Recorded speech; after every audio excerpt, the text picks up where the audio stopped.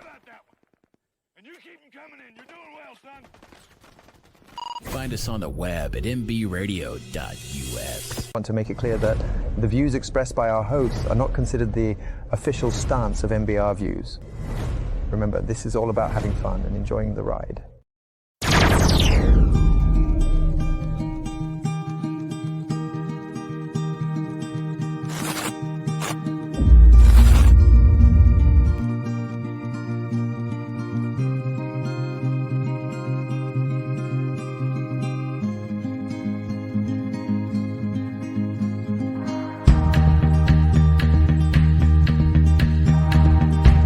Said life was like a box of chocolates.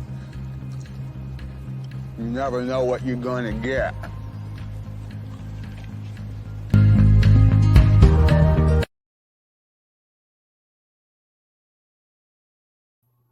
That show, Forrest Gump, Johnny. Life is like a box of chocolates. You never know what you're gonna get. You sounded like Harry Potter.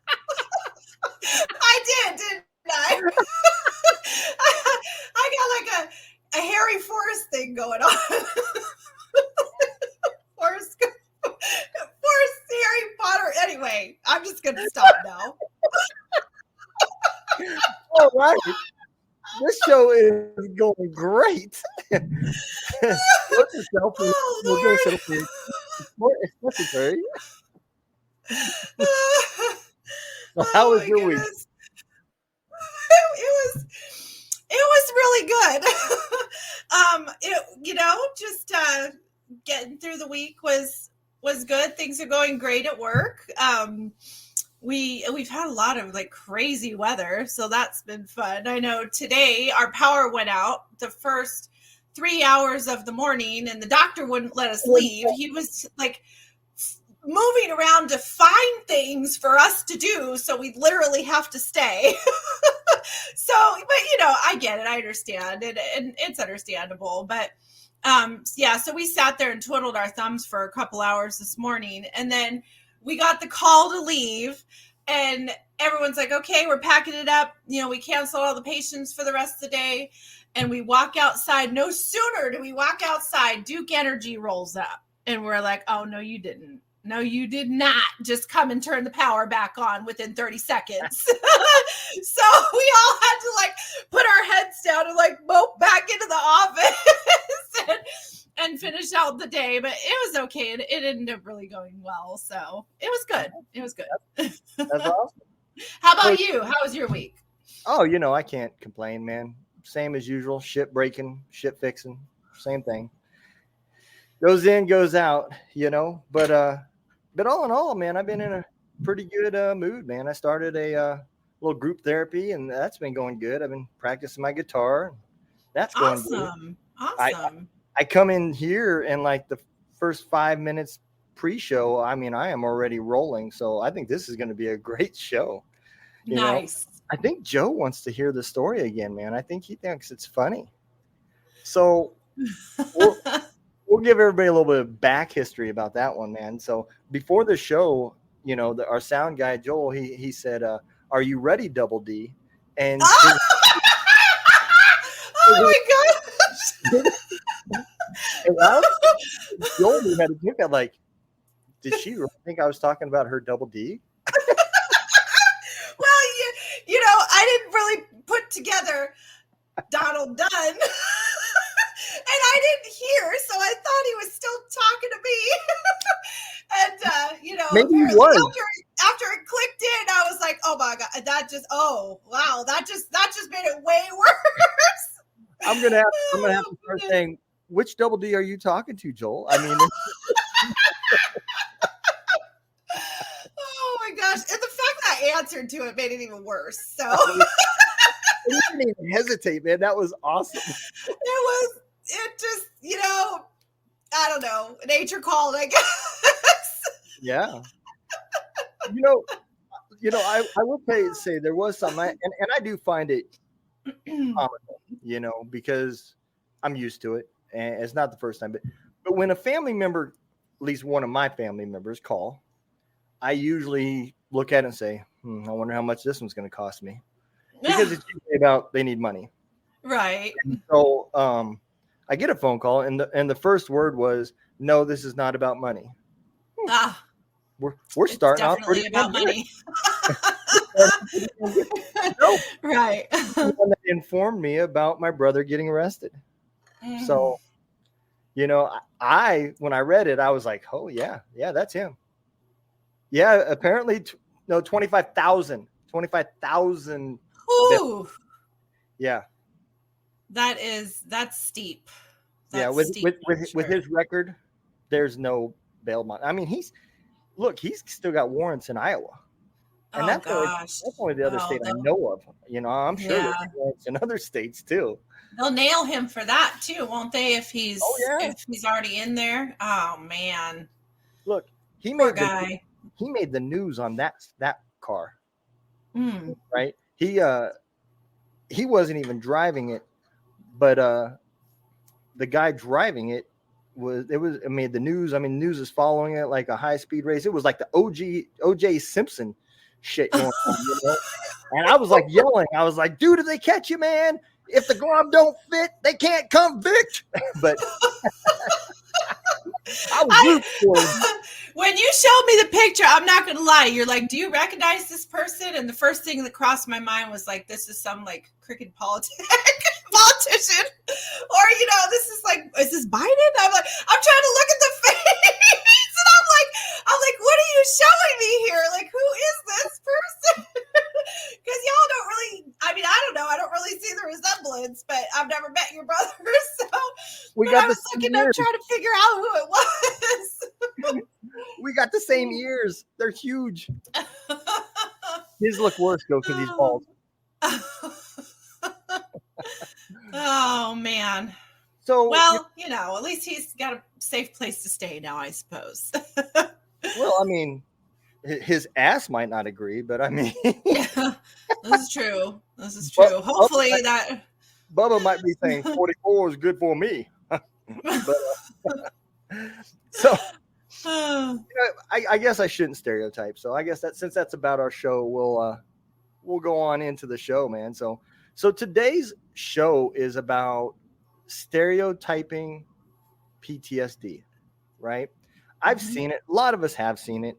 And to me, it's comical now. I mean, I got mad before, right? But now I find it kind of comical. Some of the things that I actually hear, I have literally heard an employer say, is this a risk if we hire him? Because he might just freak out and like kill everybody. I mean, I've heard comments behind the scenes like that. And right. I just find it funny, man, because those same stereotypes are the ones that cause these veterans to not want to get help because they're afraid of that shit getting in their file. Right. And they don't want to have to answer that when the true case is you don't have to tell them why you're disabled. So if you got a disability from the VA and you put down, are you a protected veteran? That's where the conversation ends. It's yes or no. You don't have to divulge what your disability is. Right. The next question is do you need accommodations or are you good? Okay, no, I don't need any accommodations. I'm good. So that if that comes out and you voluntarily give that information, well, it's just like the court of law. Anything you say can and will be held against you. So I think it's important that the veterans that have these disabilities know the laws. Especially when it comes to like service dogs and stuff like that, because there's a lot of weeds that you got to wiggle your way through, and at least they make you think that until you read the law. Right. And the law is actually written for the veteran or the person that's got the service animal. So it takes some time to dig through that, but it's important. What are some of the stereotypes that you think from being on the other side, not being in the military? what stereotypes do you think that veterans or just people in general would encounter? I mean, I see it every day in the office, when people come in and, the first thing, like, okay, so for example, I had a patient that came in yesterday and he was kind of being, grumpy to the front. Okay. So to the receptionist, and it wasn't really being, he just wasn't super friendly. Right. So automatically he got a stereotype that he's going to be an asshole patient. He's going to be difficult. Put your gloves on because this one's going to be a jerk. Right. And so then they come back and they tell me, hey, FYI, we got a jerk on the loose, and I'm like, I'll give it to me. I like them. So, I take him back, and I take him back with the mentality that this guy's not a jerk. He's not an asshole. You don't know what he's going through. You don't know what his struggle is or why he's in the mood that he's in, So I go back with the mentality of, I'm here to help you. I'm here to make a difference. I'm here to, find out what's going on so we can move forward. Right. Yeah. And so I get him back in the room, and the first things I always say to people is like, hey, I'm so-and-so, nice to meet you. How's your day going today? How are you doing? And the first thing out of his mouth was, honestly, life sucks and I'm just living it. And I said, I get that. I do. I get that. And I'm sorry. And instead of like anybody else being like, hey, what's going on? Is there something we can help you with, an extra accommodation or whatever it might be? Like, it came down to the fact that he sat in the chair and he literally was like, what's up, brother? My life sucks. I'm in pain. I'm struggling.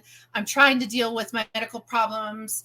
I'm trying to deal with certain things going on in my life. I believe he was a veteran too. Don't quote me on that, but I'm pretty sure he was, because he was dealing with medical issues with the VA. So he had like pain and discomfort. He couldn't get the medication that he needed to get, for specific reasons. And so I turned around and I talked to him and I said, what's going on? Talk to me. And I said, are you in pain because, of something like an ailment, or are you struggling with something right now? It's like, what's going on? And I talked to him as I was doing his exam.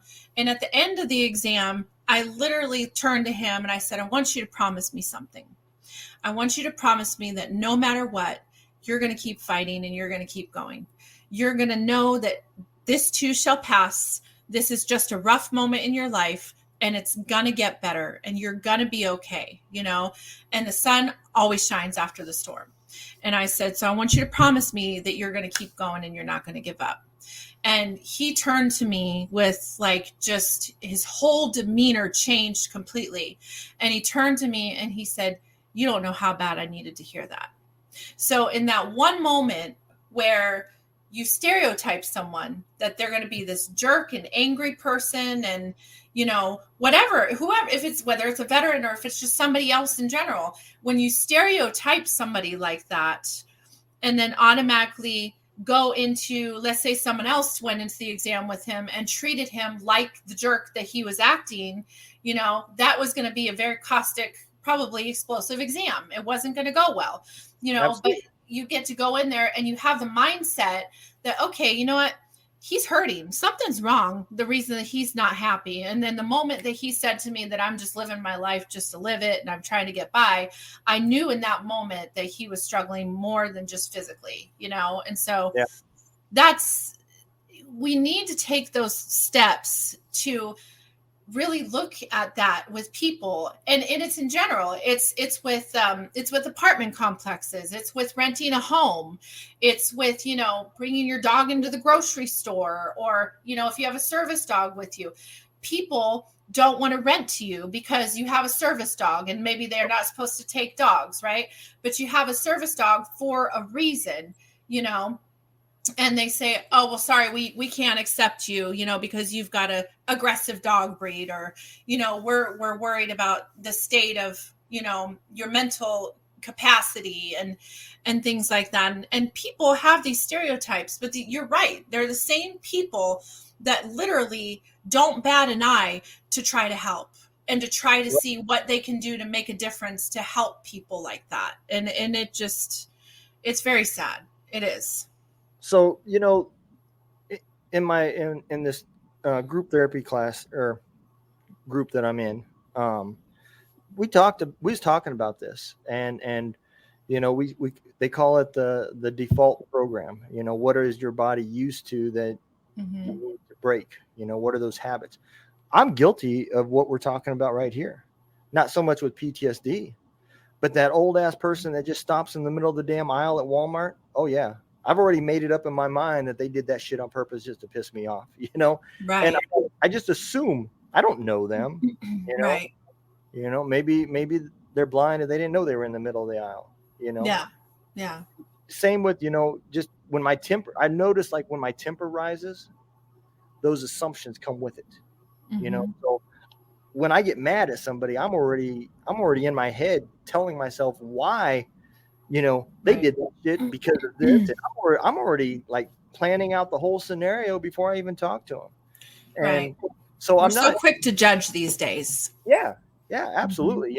So that's something that I'm working on personally is to get out of that in hopes that maybe, that also chills my temper out just a little bit. And, who knows, maybe I can make it past the beer aisle at Walmart, at least without getting mad. Right. Needless to say, that's the first aisle when you walk in too. But that is one thing, like that a lot of people, veterans in general, they avoid opportunities, right? To do certain things in life. They avoid those opportunities because they don't want to be judged, because they don't want to be looked at any different than any other man or any other woman, so if they have to answer these questions or talk about these things, they avoid them. So they end up losing a lot of potential really great opportunities because people want to judge. And the thing is, that's another stereotype of, why people don't seek help, why people struggle and suffer silently within themselves and wear a mask on the outside, because they don't want to be judged. They don't want to be looked at in a way that shows that they're weak or shows that they're not good enough, or, that they may have some struggles going on. And to me, it's society that's doing that. There's a small collective group of us, around the states that are fighting to say, hey, we love you. Hey, you're not alone. Hey, you can get through this, right? But in the grand scheme of things, we are small compared to how many people should truly be opening their eyes and not judging and not stereotyping people just because, they're trying to change their life or better their life, or they're struggling, with addiction or needing to change or needing to do something with themselves.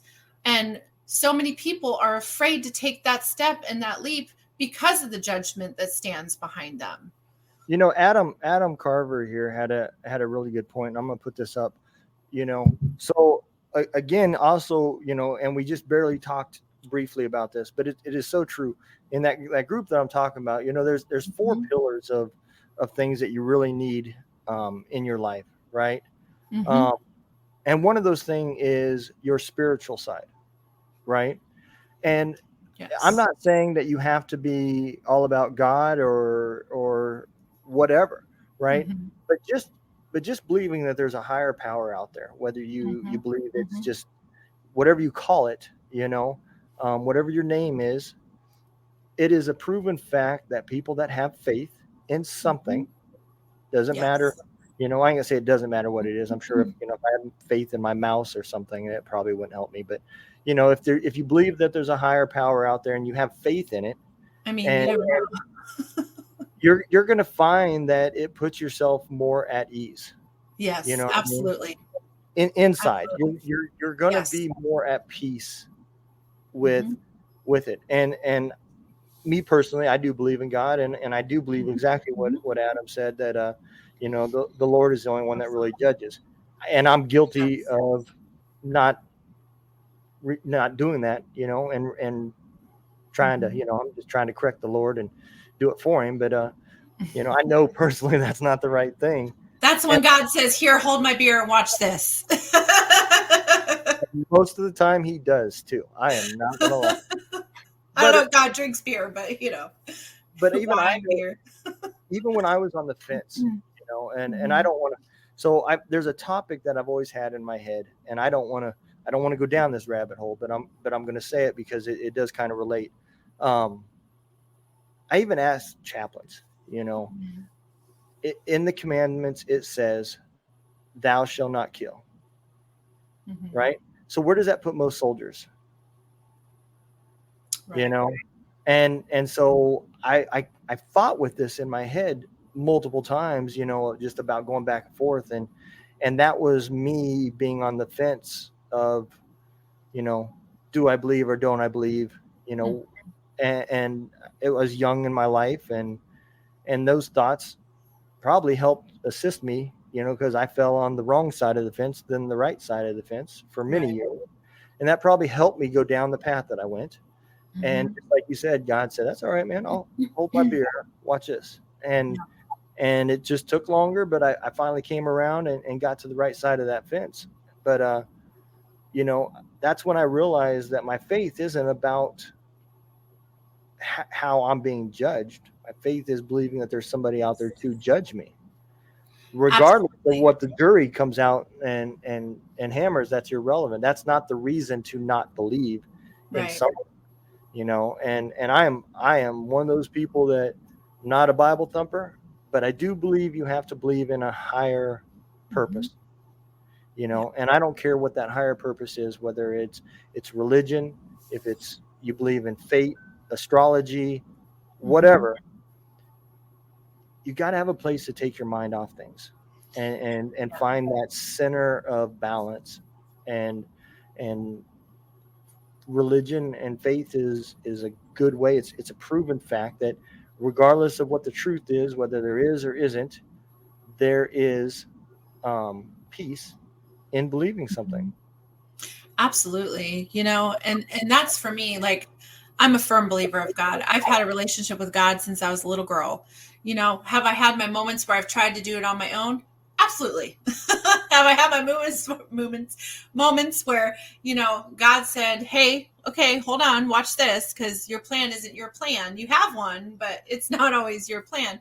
I sure have. And, it is so true that, when we think about so many things along those lines, like what you were just saying, like one of the 10 commandments is "Thou shalt not kill," right? And so many veterans that have been deployed and that have unfortunately had to do unspeakable things, right? There are certain guilts that are held for that, whether it's something that you were required to do or something you had to be a part of or something, you had to help someone else or you couldn't be there in time or whatever it was. There's those guilts and that pain that gets held. And what do you do in a place where you're ready to change your life? And I'm so glad you brought this up, because it is 1,000% so true of why we do what we do today. What do you do when you're at a place in your life where maybe you're ready to change your life? You're ready to get clean. You're ready to make different choices. You've made a lot of poor decisions in your life, or maybe you haven't been there, or maybe you've lost a lot of time for, different things, or you have guilt, or you're harboring, things like that, right? So how do you yourself go inside yourself and say, okay, I'm just going to forgive myself for these things, or I'm going to let go, or I know that I can do this. God is involved in that, for 1,000% involved in that, and we truly all have a life and a purpose inside us, that brought us here. And when we go through that guilt and that shame and that not being able to forgive ourselves and others and things like that, honestly, that's the darkness that just holds you down. Those are the demons that you battle with and you fight, so and this for me is really when I found my calling, when I knew in 2018 my life was going to change, and in 2020 it did. And I knew I wanted to help people. I knew I wanted to make a difference in the lives of others, no matter what the cost was, and I've always had a relationship with God, but I kept it very quiet and just tried to help people find themselves and find their purpose and find that they can heal and they can, your mindset can change and you can do all these things to change your life, right? But I never talked about God because I didn't want people to go, oh, well, she's just a holy roller. She's a Bible thumper. She's, coming in here and wanting to talk about this, that, and the other, because that's not the case at all. Literally, God changed my life when I finally gave up my free will and I said, I can't do this on my own anymore. I can't fight this battle on my own anymore. I can't keep doing it the way I want to do it because it's not my plan. God came into my life and was able to go, okay, now you're listening. Now you can find out the plan that I have for you. Now you can see your purpose. And it takes that moment to get to that point in your life where you're ready to not do it by yourself anymore, and you're right. Like you said, whether your higher power is, God, or your higher power is, I can't tell anyone to believe a certain way, but, if you have a higher power that you truly look to, right, for love and light and purpose, then, that is what shines your light inside you and shines your purpose inside you.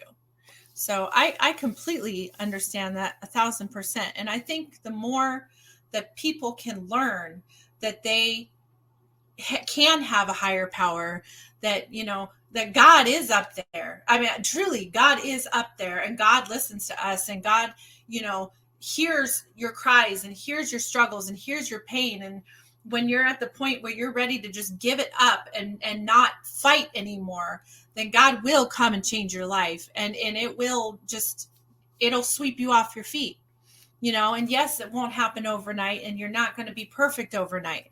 There's going to be a lot of growth and a lot of experience and a lot of pain and a lot of strength and a lot of learning through all of it. But through all that, you're going to find yourself and you're going to be able to face yourself on the inside and literally look at yourself in the mirror, your dark night of the soul, right? You face you and you accept the things that you've gone through and you look at those and you say, you know what? I can get through this. I can be a better person. I can change. I can get clean. I can change my life. I can do whatever it is, because what goes through me and who I am doesn't define the choices that I've made my entire life. And I don't deserve to just live in hell for my entire life because I've made choices that now I want to repent on. So I absolutely believe that God is an absolute higher power in this. And I know I don't try to bring a lot of religion into everything, but 1,000% God is involved.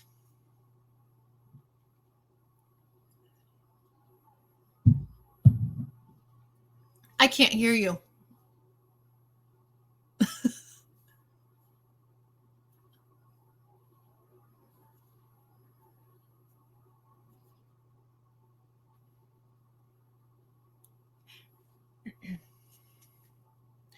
We're having a little technical difficulty here, guys. Sorry about that.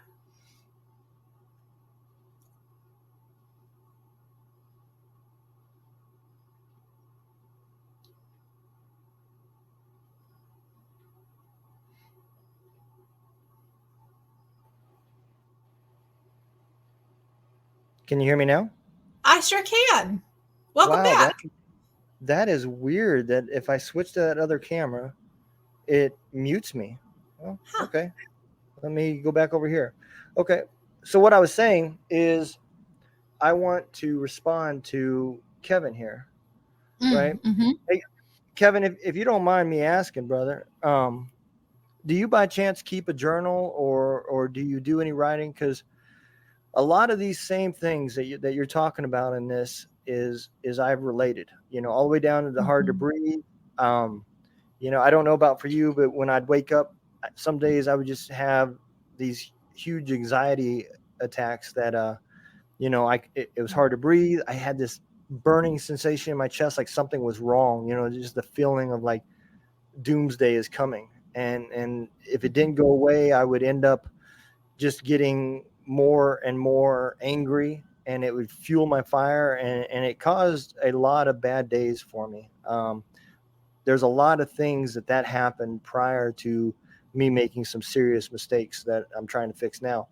But the one thing that has helped me tremendously, right, is I started writing a book, and I'm not suggesting that you go write a book, but just the fact of putting stuff on paper about how you're feeling, right, and going back and rereading it later on a different day when you're feeling differently allows you to look at things in a different perspective.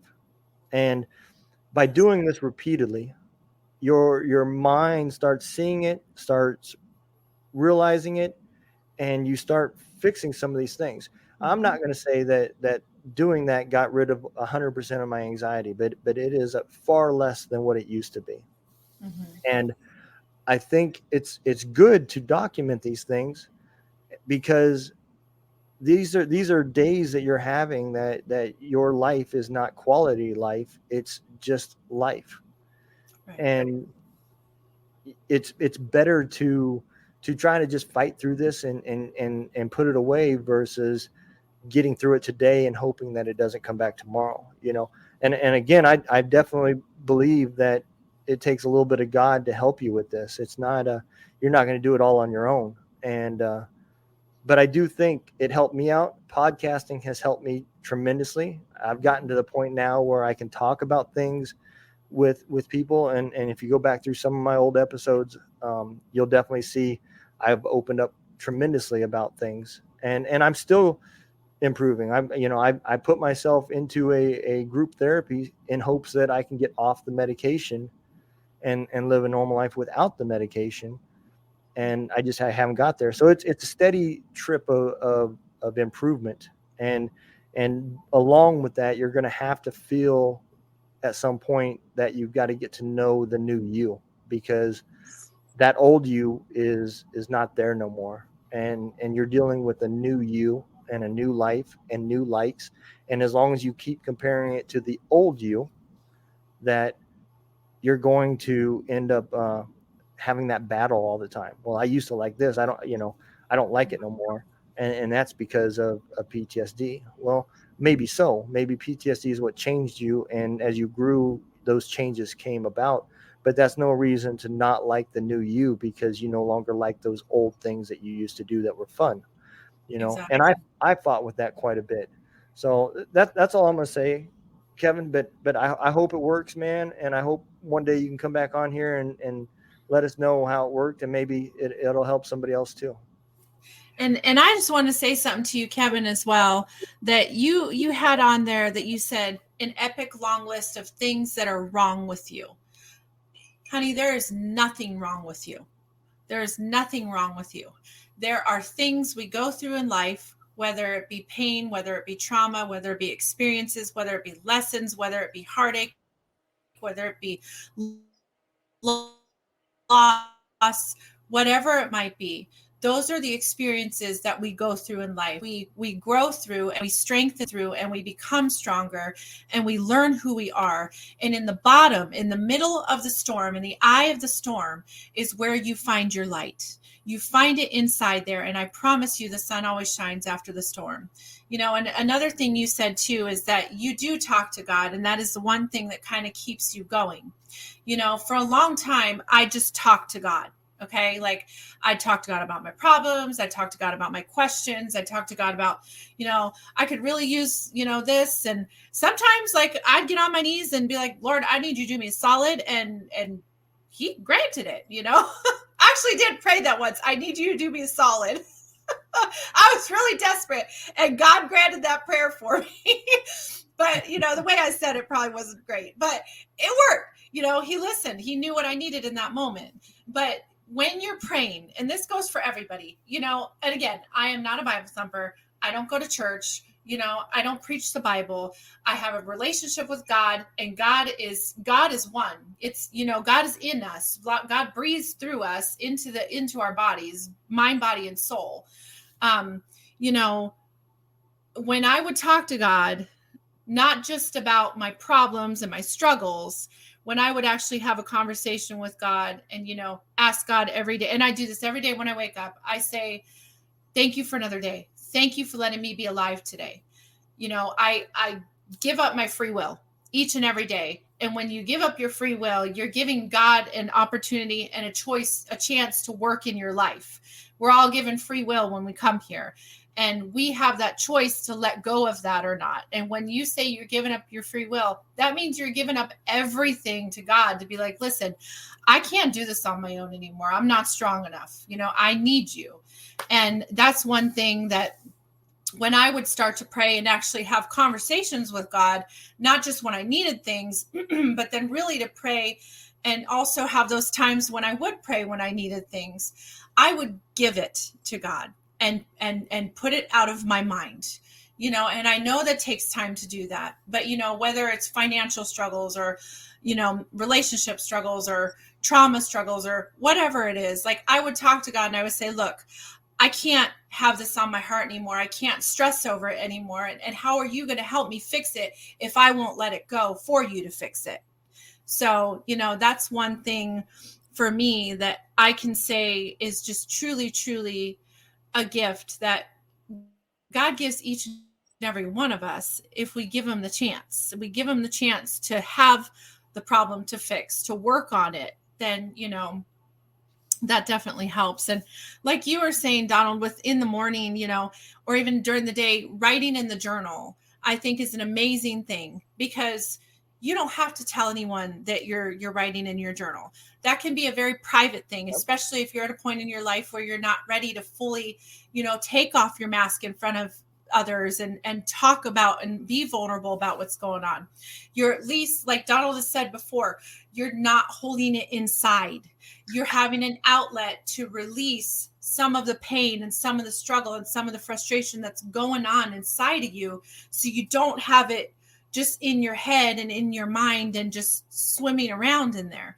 You put it on paper. It's actually a healing method to write it out and get it out. And it may still somewhat be inside you, but it's also not fully inside you anymore. Like it's, you know, you're starting to heal and get it on paper. And you never know. You might start writing and find out that you're a hell of a songwriter, you know, or you're a hell of a poet and you didn't know it. You know, you never know. I had to throw that in there. You know, but there's so many gifts and special things about you, and you have a beautiful purpose here. You know, every single one of us do. And, you know, once you start to discover that about yourself, you're going to change, and that's okay. And like Donald, like you were saying that, you know, when you start to change and you don't like the things you liked anymore and things that you used to do just seem odd, you know, when we grow and we strengthen, one, in ourselves, mind, body, spirit, and two, in God, we literally become different people. You know, we become people that don't have the same passions and, you know, things that we used to like to do before, like we do now. And that's a beautiful thing about growing into that relationship with yourself as well. Yeah. And I know Kevin said something about that. It's mostly physical and old age, you know, but even still, you know, that whole writing and everything, I think it opened up a lot of stuff. It wasn't just the mental stuff for me, as well as I'm writing that book, you know, hell, it recalled a lot of the stuff of why my damn knees hurt so much, you know, and I started going through things in my head. And I'll be honest, by doing it has also helped my mind, because it's forcing me to try to think and rethink things for memories that I've lost. And so I do know it's beneficial, and I hope it helps, you know, even with physical ailments as well. You know, I did it mostly for the mental side and the anger that was built up in me. But you know, I can see that there's physical benefits to it as well. You know, if nothing else, you start writing down what's hurting and when it was hurting and what you were doing when it hurt. And maybe it can help you adjust your lifestyle so that you're not in those kind of pains too, you know? So I think I'm a big fan of journals and writing down and, you know, just using them. But, I know this, we kind of got off topic, but I know this show is about stereotypes. And the other thing too that I want to throw out there, because this is a huge stereotype, right? The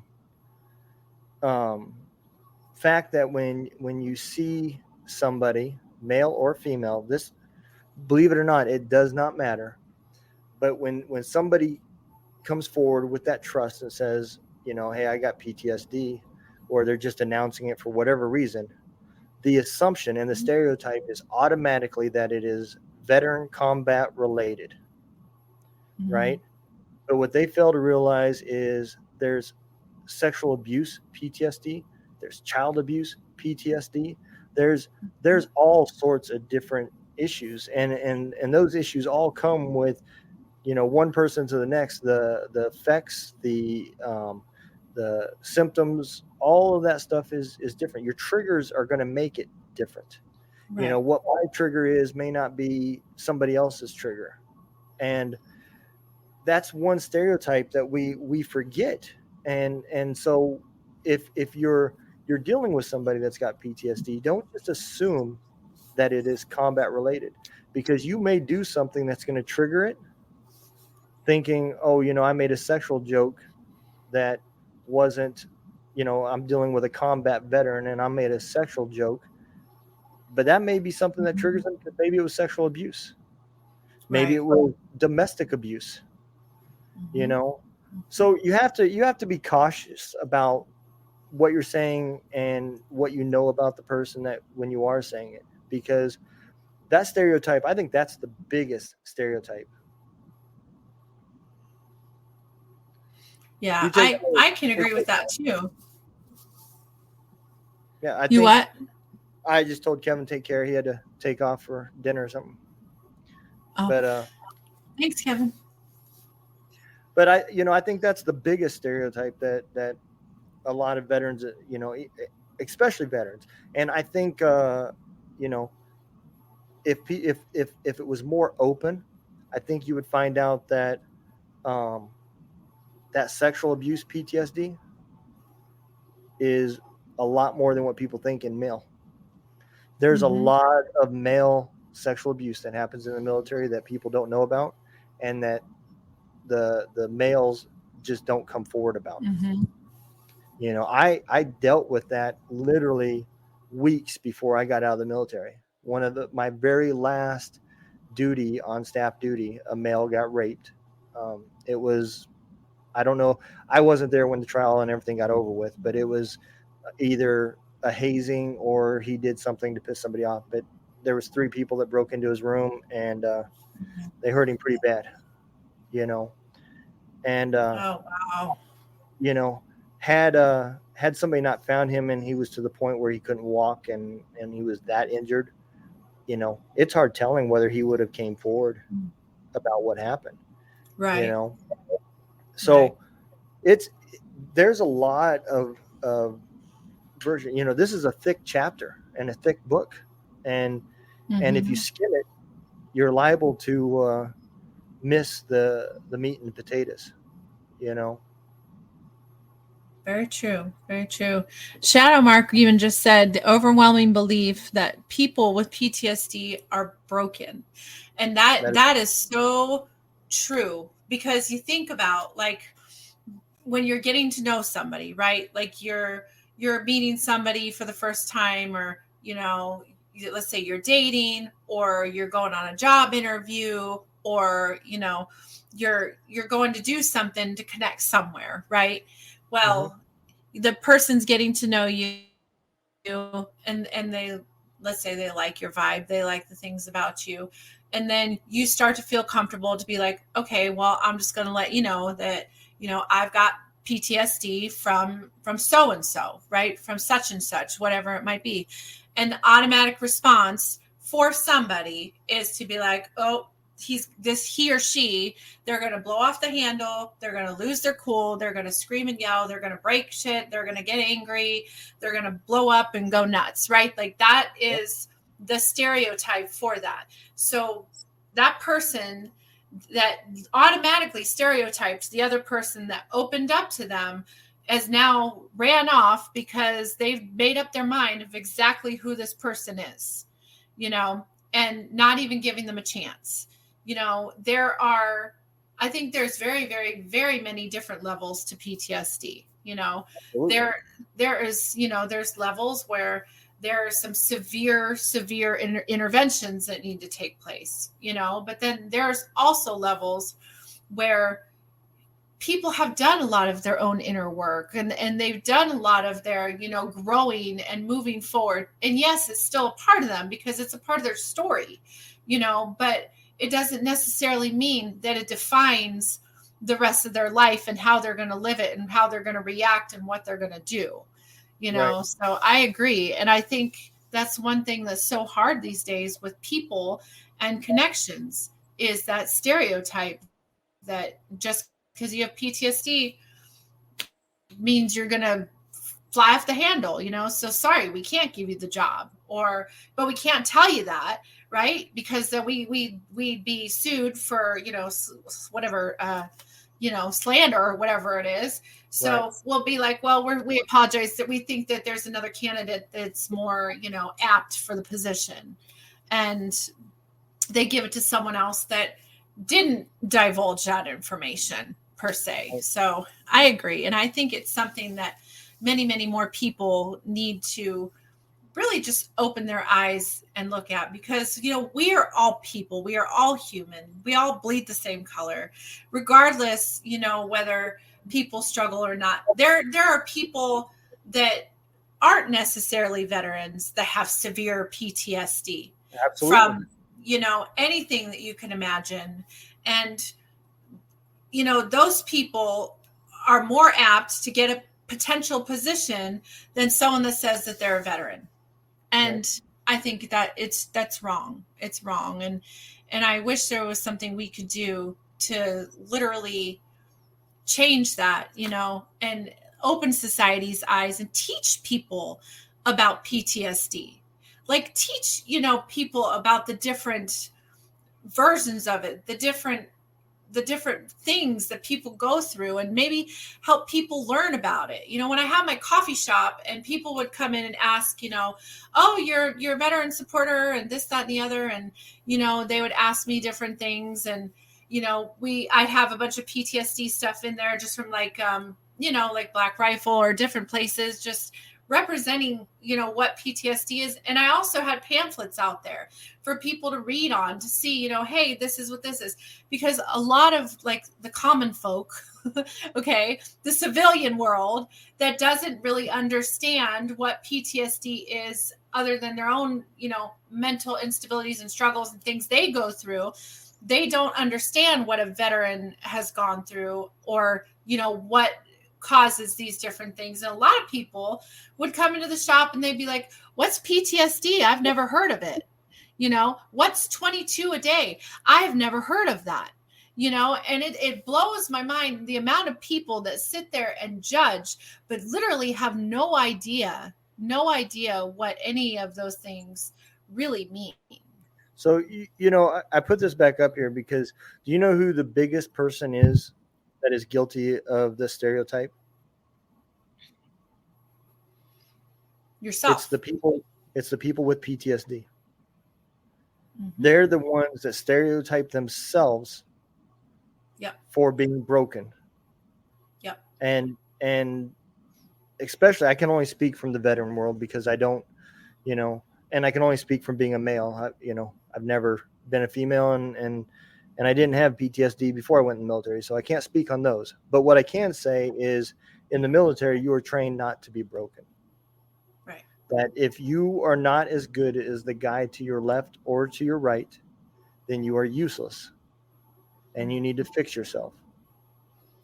And so when a veteran says that I don't want to be here no more because I'm broken, it's because it was ingrained in him that being broken means you are not as good. You're no longer, you're useless. You're junk. Right. And so that stereotype right there comes a lot from the individuals. Mm-hmm. I know, trust me, I know.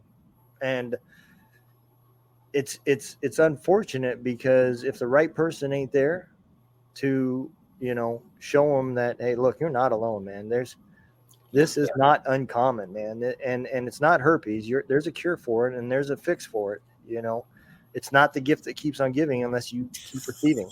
So it's important that that people, when they get to that stage, that they're feeling broken and useless. Yeah. That's when friendship and camaraderie and people need to rally, because Yes. that is the Absolutely. danger point. You know? Absolutely. You know, and that just even the part where you just said that, you know, you as a veteran with PTSD, you're your own worst critic. You're your best or your worst enemy. You know, you are the one that sits there, and because it's been ingrained into you that I'm broken.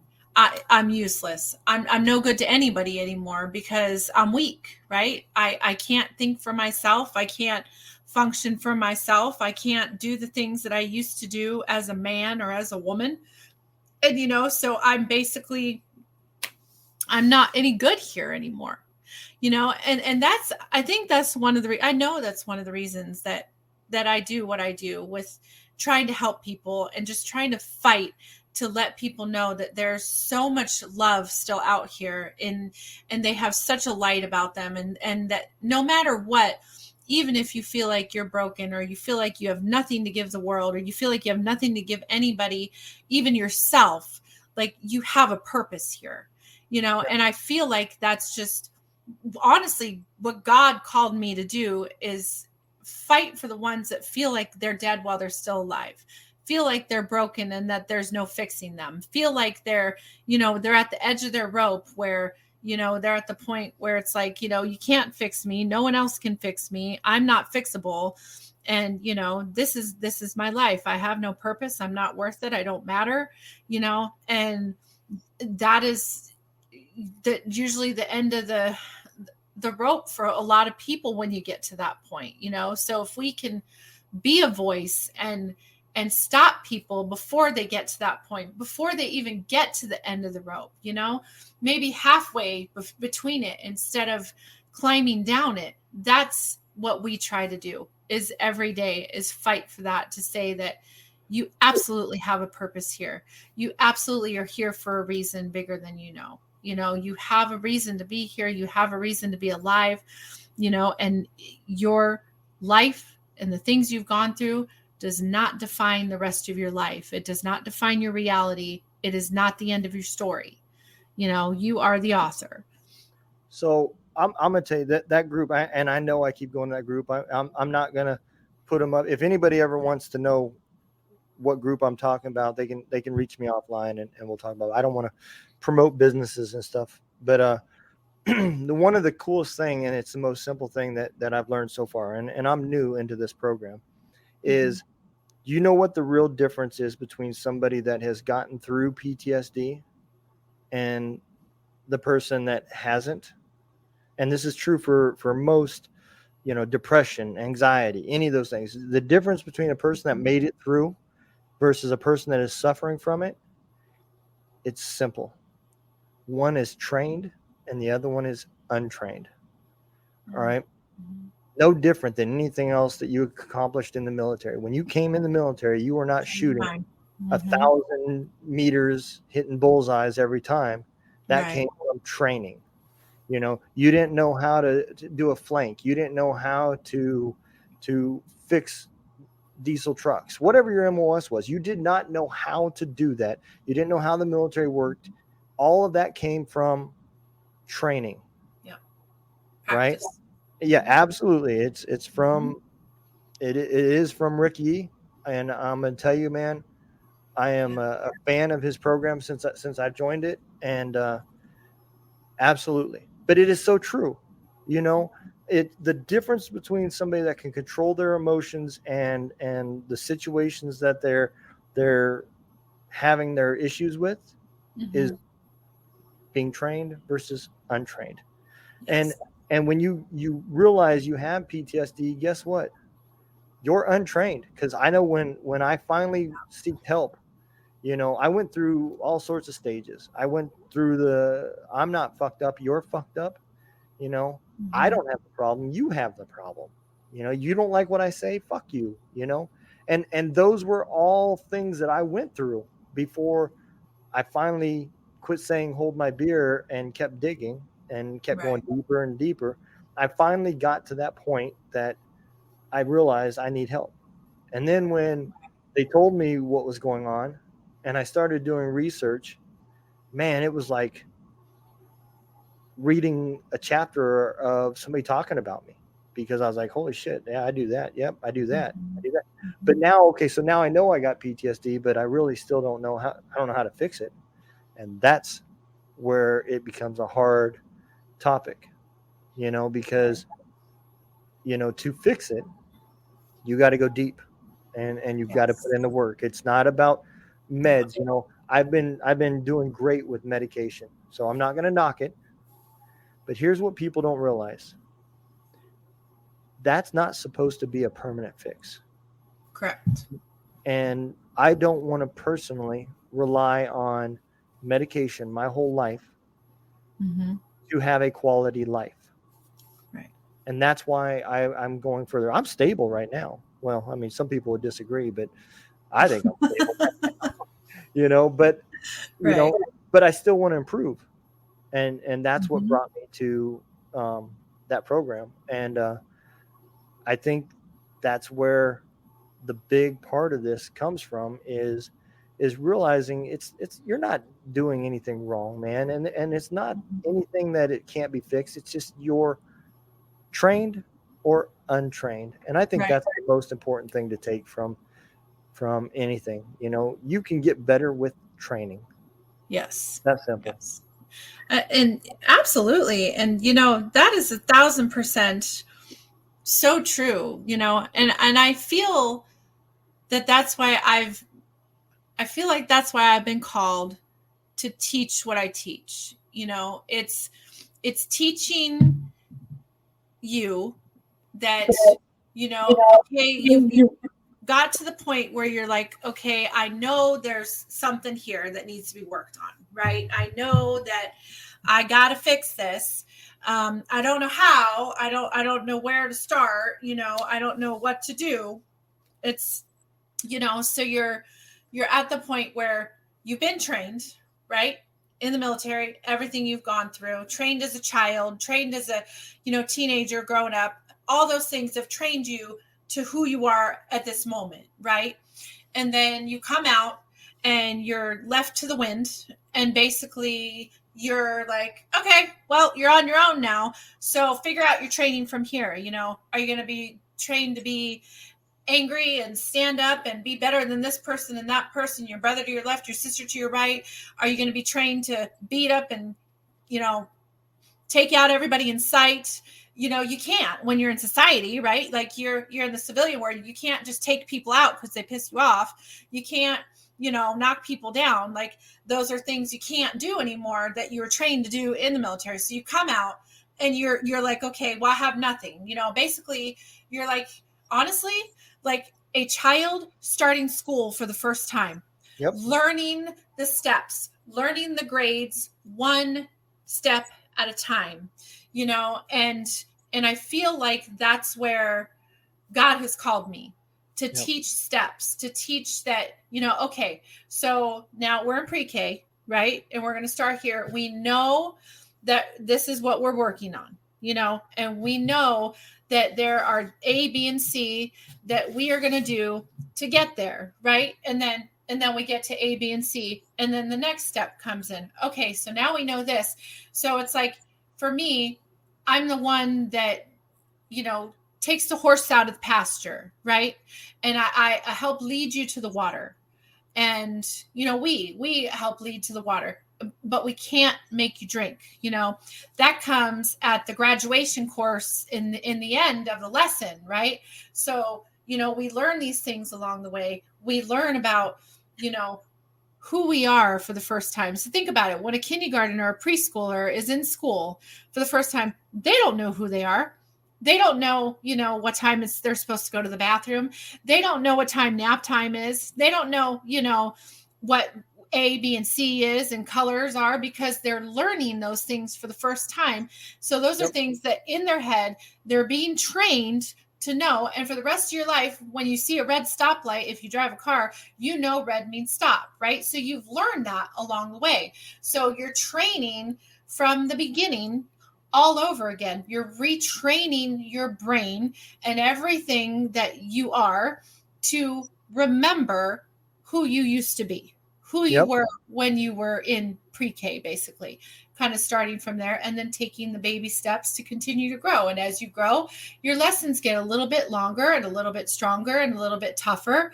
And sometimes you got to go through the lesson 3 or 4 times in order to understand it, right? Or you got to be held back a grade because you're not quite ready to proceed forward.